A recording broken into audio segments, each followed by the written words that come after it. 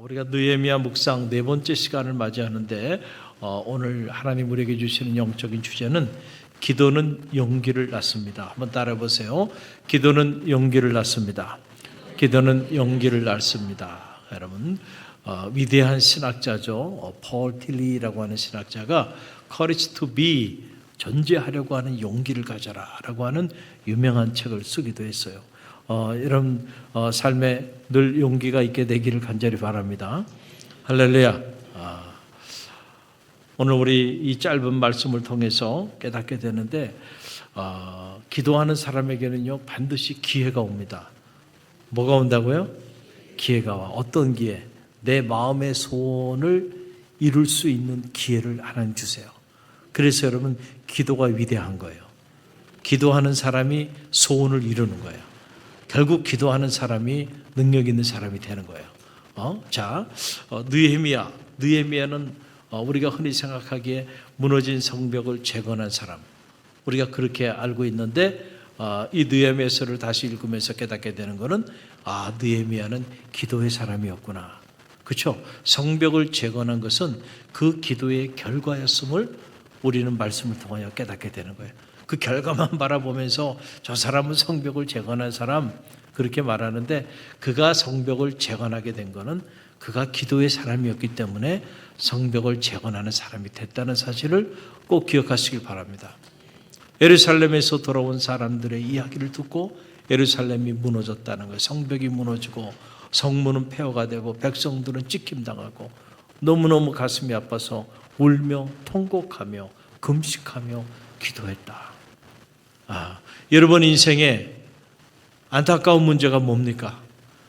여러분 그 문제를 붙잡고 울며 통곡하며 금식하며 기도할 줄 아는 기도의 사람들이 되시길 바랍니다. 그게 자녀의 문제입니까? 그게 여러분의 사업의 문제예요? 그게 여러분의 건강의 문제예요? 여러분의 가정의 문제입니까? 여러분에게 맡겨진 사명의 문제예요? 어떤 문제든지 간에 여러분 한번 느헤미야처럼 그 문제 가지고 울며 가슴치며 통곡하며 금식하며 하나님 앞에 눈물로 기도하며 나갈 수 있는 기도의 사람들이 되시기를 간절히 바랍니다. 기도하면 해결해 주십니다. 기도하면 그 문제를 해결할 수 있는 기회가 반드시 찾아오게 돼 있다니까요. 중요한 거는 오늘 우리가 기도하는 일이야. It's time to pray. 우리 지금은 이 시간은 기도할 시간이야. 지금은 기도할 때야. 할렐루야. 그래서 이 기도의 자리를 빼앗기지 말아야 돼요. 느헤미야는 이렇게 하나님 앞에 기도했는데 그 기도의 기간이 사무려 4개월 동안 기도한가 그렇게. 응답이 없어. 마음의 소원을 갖게 된 거야. 무너졌다는 소식을 듣고 내가 저 무너진 예루살렘 성벽을 재건하리라고 하는 마음의 소원을 품게 된 거예요. 근데 능력이 없잖아요. 그러니까 느헤미야가 안타까운 마음을 가지고 하나님 앞에 기도만 한 거야. 4개월이 지난 다음에 그 기도가 무르익음에 때가 되매 느헤미야에게 기회가 왔다. 그 기회가 온 그 내용이 오늘 본문의 내용이에요. 이 두 절이 정말 가슴 뛰는 말씀입니다. 여러분 우리 다시 2장 4절 말씀 우리 함께 읽어봅니다. 함께 읽습니다.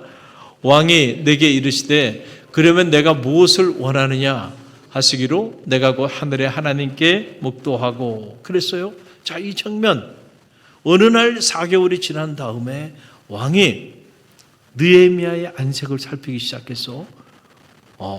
여러분 보통은 신하가 주군의 안색을 살피는 게 맞죠.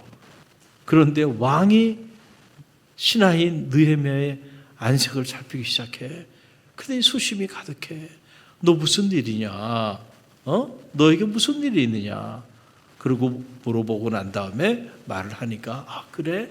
그러면은 내가 내게 무엇을 해주기를 원하느냐? 이야, 드디어 뭐가 왔어요? 기회가 온 거야. 여러분 우리가 인간적으로 생각하면 우연히 뭐 어떻게 되다 보니 그렇게 됐지? 그 우연을 만드신 분도 하나님이심을 믿으시기 바랍니다. 할렐루야. 우연은 아무에게나 오는 게 아니에요. 우연이라는 말이 뭐예요? 우리가 예기치 않았는데, 계획하지 않았는데 갑자기 일어났다는 거 아닙니까? 여러분, 그 갑자기 일어난 그 일조차도 하나님이 기도하는 사람들에게 행하시는 이름을 믿으시게 되기를 간절히 바랍니다. 누가 갑자기 일어나는 그 우연을 경험합니까? 기도하는 사람이. 여러분에게도 이런 마음의 소원을 이루어지는, 갑자기 이루어지는 사건이 있게 되기를 간절히 바랍니다. 갑자기 누군가 전화 한 통화가 와요. 전화 한 통화로 끝나는 거예요. 갑자기 누가 문자 한 통이 날라와요. 그 문자 한 통으로 끝나는 거예요. 내가 기대하지도 않았어. 예상하지도 않았는데 어느 날 갑자기 누군가 나에게 장문의 문자를 보내. 그래가지고 평소에 내가 참 하고 싶었던 일들을 하게끔 기회를 줘. 그것도 누가 하시는 거예요? 하나님이 하시는 거지. 할렐루야. 근데 하나님이 그냥 하시겠어? 여러분, 느헤미야처럼 이렇게 늘 날마다 기도하면서 그 거룩한 일에 대하여 마음을 품고 기도하고 또 기도하는 사람들에게 때로는 하나님이 사람을 통해서 그 사람들의 마음을 움직여 주셔가지고 어디 아무개 교회 누구누구에게 연락해봐라.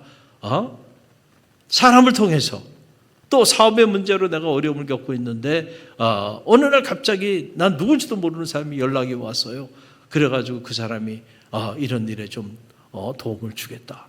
예기치 않은 사람을 통해서 길을 열어주시는 거야. 할렐루야. 여러분, 제가 인생을 살아보니까 그렇더라고요. 인간적으로 저 사람은 내가 어려움 당할 때 적어도 저 사람은 나를 좀 도와주겠지. 그렇죠? 우리가 살면서 그렇게 생각하고 예견하고 살아가는 경우들이 있어요. 저도 제가 유학생활하면서 참 어려움들을 많이 겪었는데 그 어려움을 겪을 때 그런 경험들을 했어요. 내가 정말로 그렇게 힘들고 어려웠을 때 내 마음속에 그래도 저 사람은 좀 나에게 힘이 돼주겠지라고 생각했던 사람인데 막상 그 어려움 가운데 처하게 되니까 참 놀랍게도요, 아는 척도 하지 않더라고요. 그런데 내가 기대도 하지 않았던 사람이야. 그렇죠? 그런데 예기치 않은 사람이 오히려 내가 힘들고 어려울 때 나에게 큰 도움이 되는 경우들이 많이 있더라고. 할렐루야. 그래서 내가 인생을 살면서 그렇구나. 우리가 인간적으로 생각할 게 아니고 기도하다 보면 하나님이 예기치 않은 사람들을 통해서 때로는 까마귀를 보내주시기도 하고 때로는 사람을 보내서 또 필요한 것들을 채워주시고 또 함께 사역을 행할 수 있도록 길도 열어주시고. 할렐루야. 하나님이 행하시는 일은 놀랍구나. 할렐루야. 그러니까 어떤 경우에도 우리가 좌절하거나 낙심할 필요가 없어요. 기도하고 있다면 기회는 옵니다. 할렐루야. 지금 아닥사스다 왕을 통하여 느헤미야에게 기회가 온 거예요. 근데 중요한 거는 기회가 왔을 때 기회를 붙잡는 사람이 되시기를 바랍니다.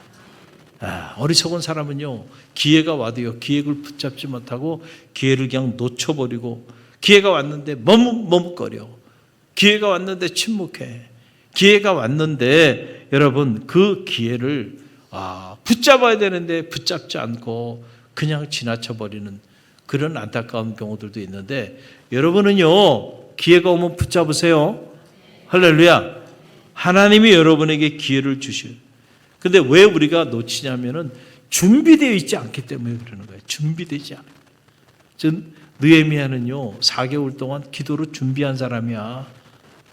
언제나 그렇습니다. 어떤 내 마음의 소원을 이루어가는 과정도, 마음의 소원이 없는 사람이 어디 있어요? 다 미래의 꿈이 있고 이런저런 마음의 소원들을 품고 살아가요. 그러나 그 소원을 다 이루며 사는 건 아니에요. 어떤 사람은 이루고 살고 어떤 사람은 마음의 소원만, 날마다 그 소원만 가지고 살다 죽을 때까지 소원만 품고 하나도 이루지 못하고 살아가는 사람도 허다합니다. 그 이루는 사람과 이루지 못하는 사람의 차이가 뭘까라고 하는 그런 사실이에요. 여러분, 마음에 꿈만 꿔, 매일같이 꿈. 새해가 되면 새해 내가 이런 일 하리라, 올해는 이런 일 하리라, 계획만 세워.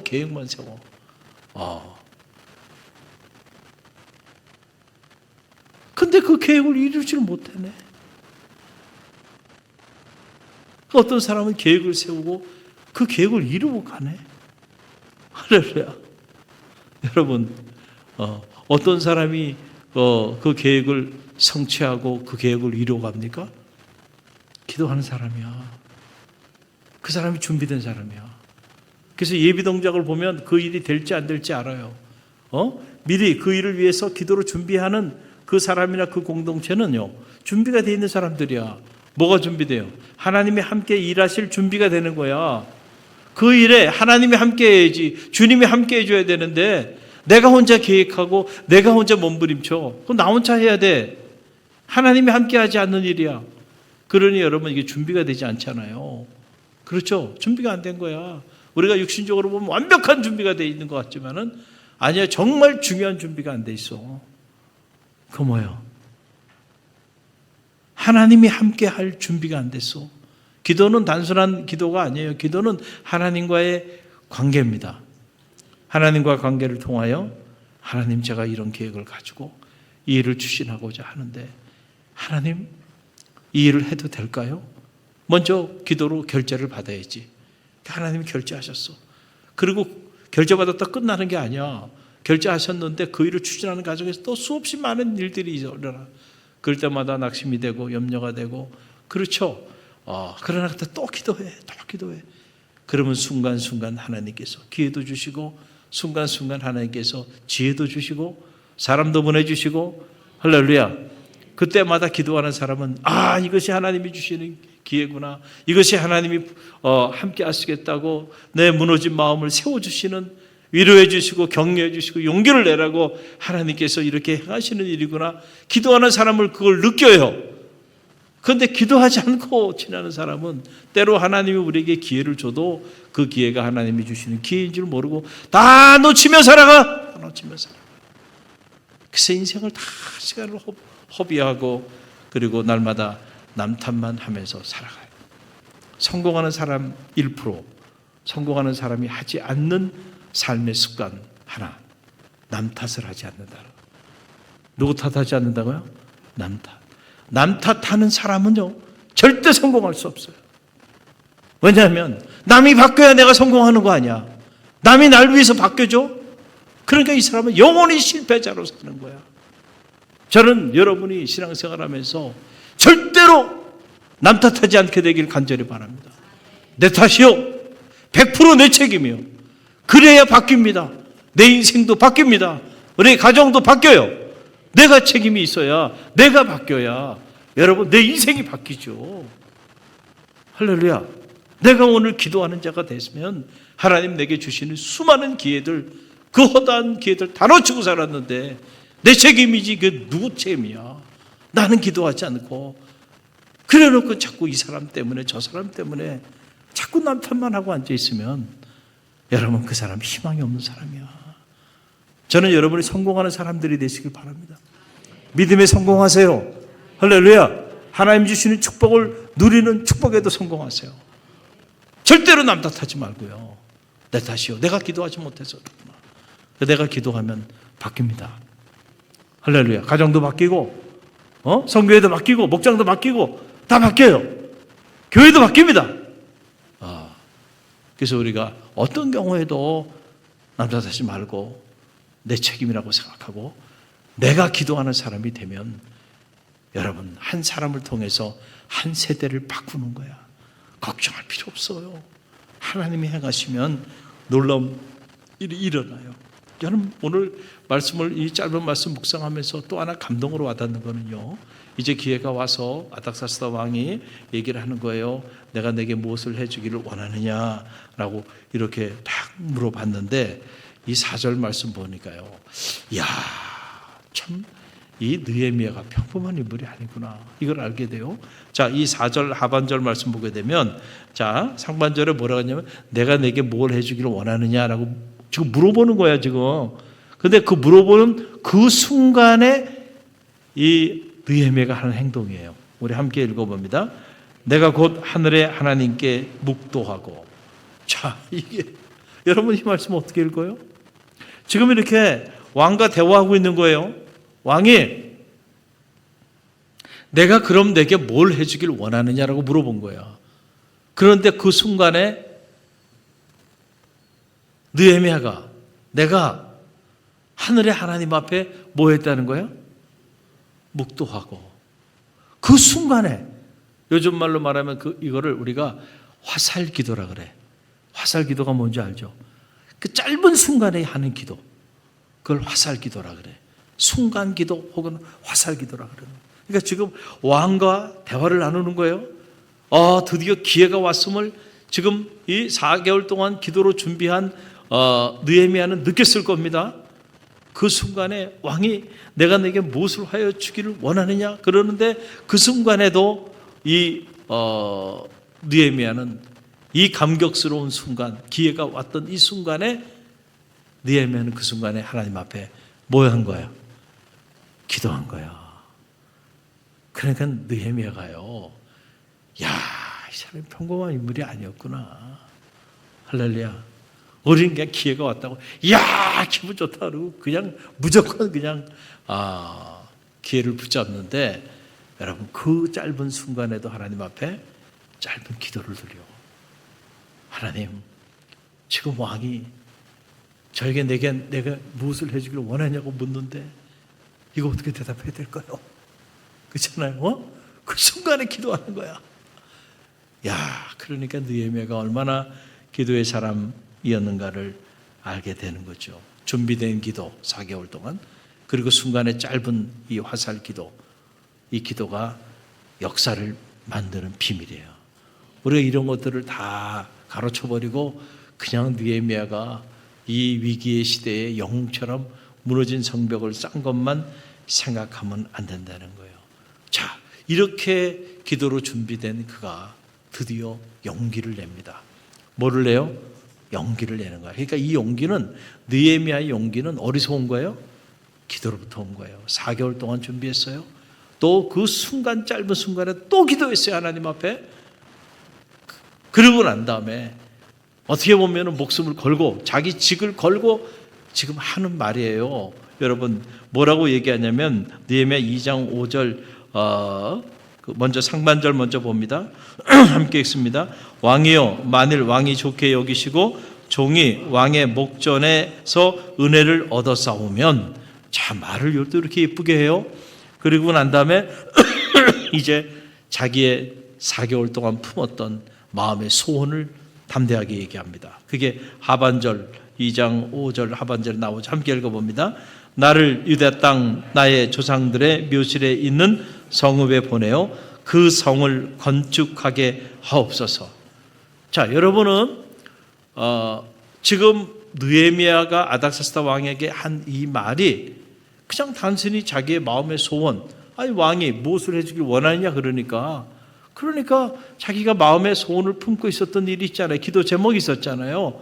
그걸 그냥 얘기한 건데 이게 무슨 특별한 의미가 있는가 이렇게 생각할 수 있어요. 그러나 이스라엘의 역사를 보게 되면요, 이거는 어떻게 보면 느헤미야가 당시 자기 직을 걸고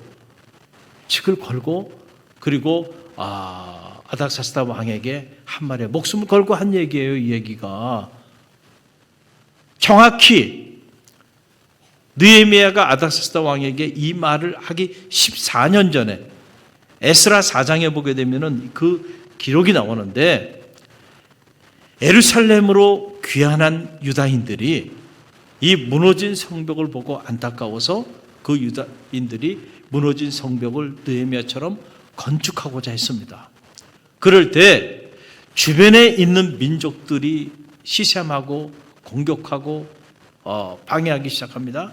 그래서 이 아닥사스다 왕에게 고소를 합니다. 서한을 보내요. 그래가지고 지금 이 사람들이 당신을 반역하기 위한 목적으로 무너진 성벽을 재건하고 있다. 그 소리를 아닥사스다 왕이 14년 전에 들은 거예요. 반역이구나. 그래가지고 절대로 그 성벽을 건축하지 못하도록 아닥사스다 왕이 영을 내렸습니다. 자, 그러니까 지금 아닥사스다 왕이 이것을 반역으로 규정하고 그리고 그 성전을 건축하지 못하도록 명을 내린 그 일인데, 지금 아닥사스다 왕 앞에서 느헤미야가 내가 다시 예루살렘으로 가서 그 무너진 성벽을 재건하게 해달라고 하는 말이에요. 자, 이게 쉬운 말이야? 왕이 자기가 한 말을 번복해야 돼. 이 행위가 반역의 행위라고 규정을 하고 이걸 하지 못하게 했던 그 일이에요. 여러분 같으면 그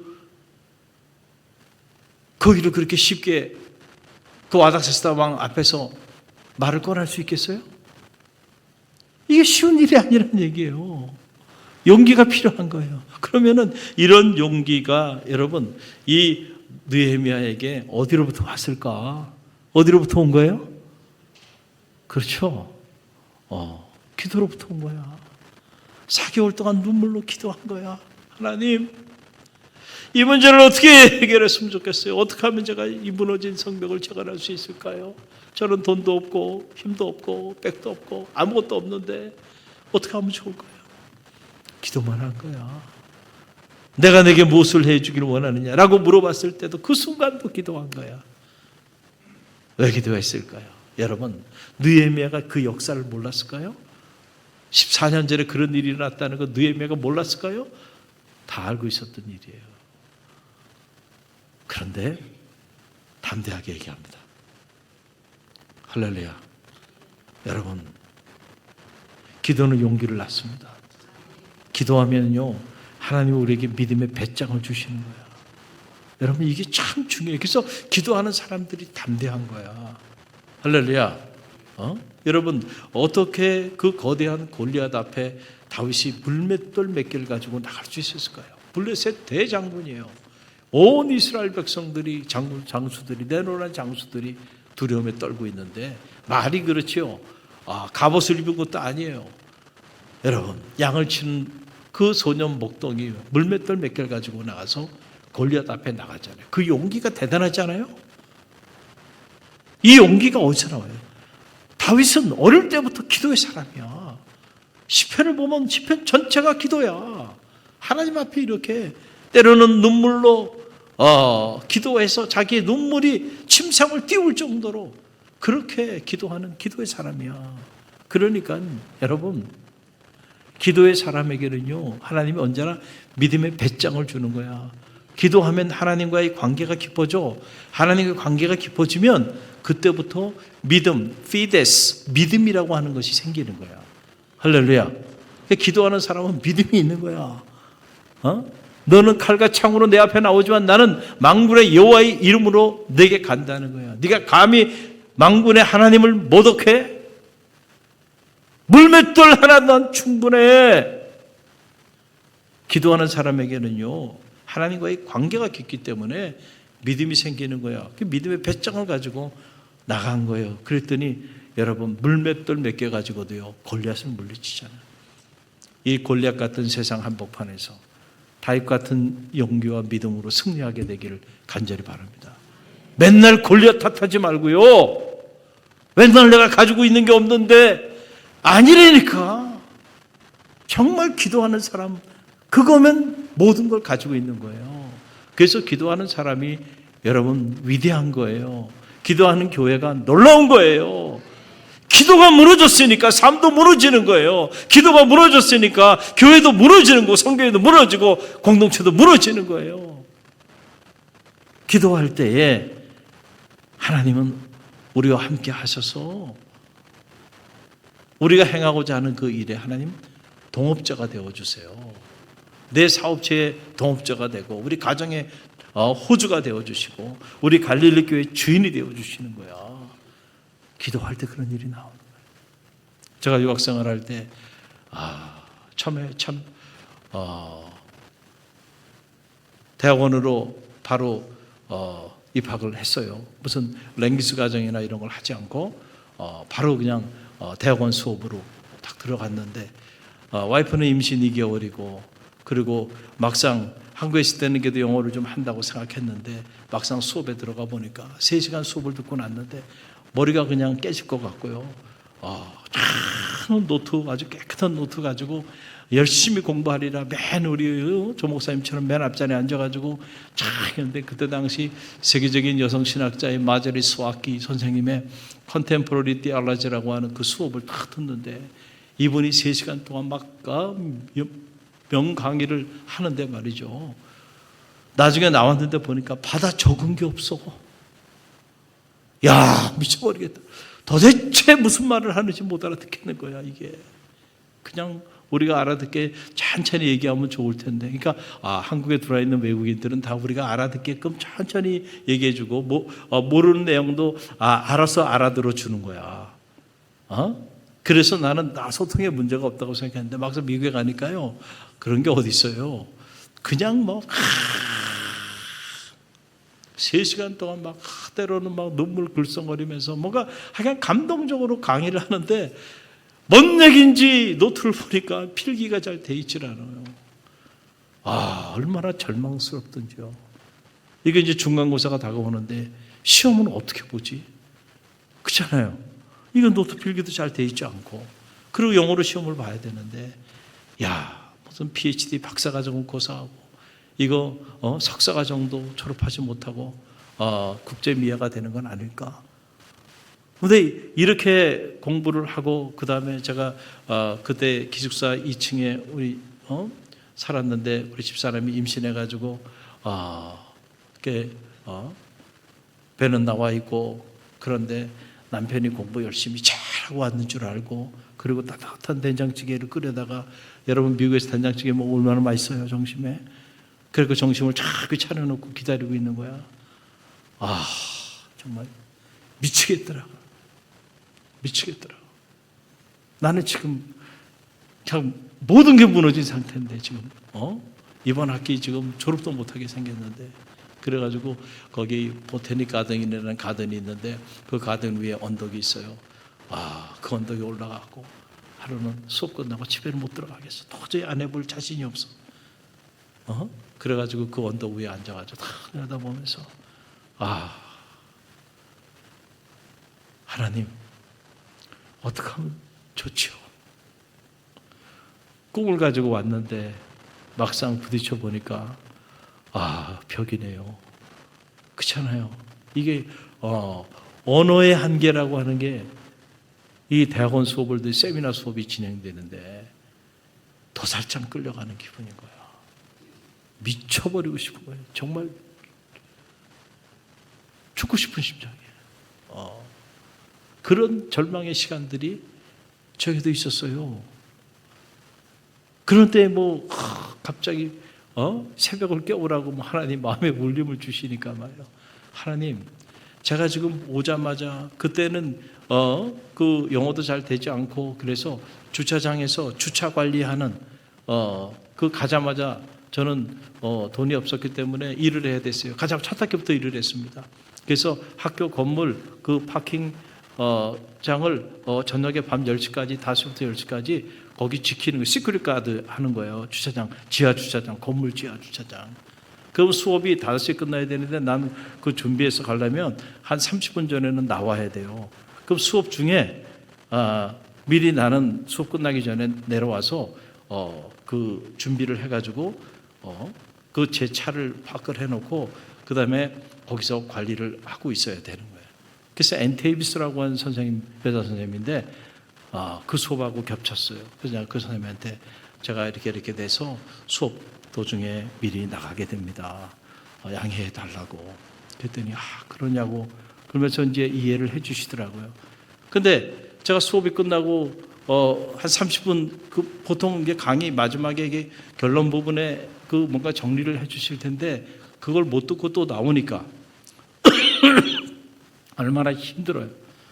근데 한 번은 선생님이 이렇게 수업 끝나고 저 퇴근하려고 이렇게 주차장에 내려오신 거야.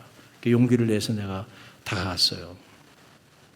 제가 그때 수업을 못 들었는데, 선생님, 좀 그 부분을 설명해 줄 수 있냐고. 근데 놀라운 건요, 존경스러워. 정말 존경스러워. 그걸 그렇게 자기 지금 강의하고 나서 피곤하고 퇴근하는데 나 한 사람 앉혀놓고, 그리고 수업 시간에 내가 못 들었던 이야기를 다 들려오지도 않지만 그래도 나는 들어야 되겠다는 욕심 때문에 그제 다 설명을 이렇게 해주시더라고요. 할렐루야. 그렇게 시간에 쫓기고 막 이랬던 때인데 하나님 마음에 어느 날 울림을 주는 거예요. 새벽을 깨우며 기도하라고. 근데 나에게 주어진 시간은요, 새벽 시간밖에 없어. 나 수업 듣고 나면은 또 저녁 밤에까지 일해야지.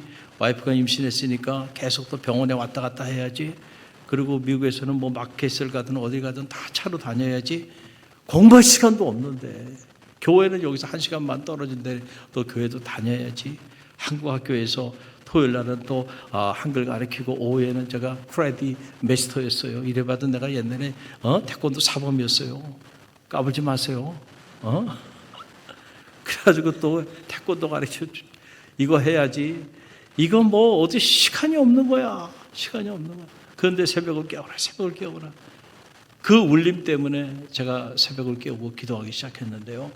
기도하다가 어느 날 새벽 기도를 하고 고속도로를 딱 타려고 차를 딱 진입하는데 하늘에서 햇살이 쫙 비치더라고요.